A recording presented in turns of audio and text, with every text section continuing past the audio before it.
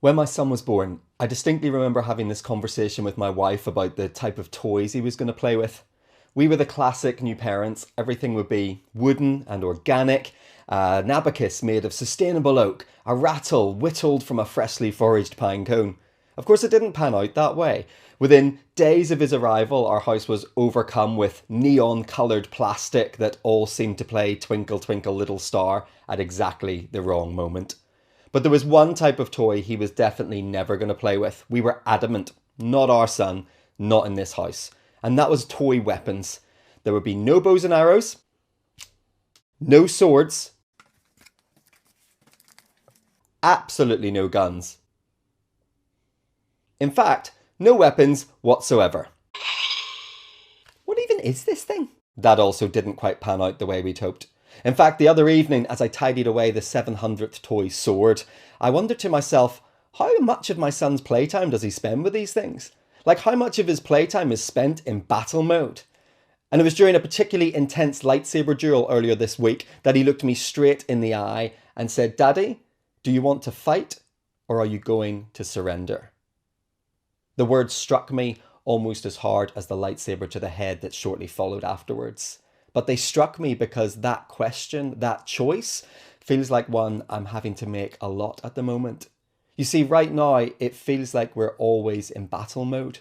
We're fighting the virus, we're tackling isolation, we're going to defeat loneliness. We're being asked to come together and unite against a common, invisible enemy. And the language of our faith can be the same as well. Our God is a fighting lion. Our weapon is a melody. This is how we fight our battles. Battles, battles.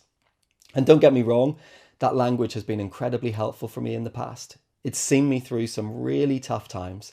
And it might be for you and your family right now. It's the language you're clinging to in this moment. But for me personally, I'm starting to wonder if perhaps the reason I want to be in battle is actually because I long to be in control. Like somehow if I'm in the fight, I get a say in what's going on around me. If I'm always fully armed, I can keep a grip of what's going to come next.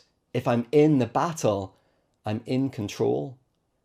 And so I wonder if the question of this moment might not be how ready I am to battle, but how willing I am to surrender. Not to the virus, not to loneliness or despair, not to hopelessness or fear, but to something better, to someone better, a better way of living.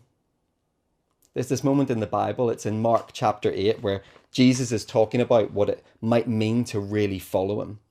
He said this, "If any want to become my followers, let them deny themselves and take up their cross and follow me." One translation has Jesus say, "to continually surrender to my ways."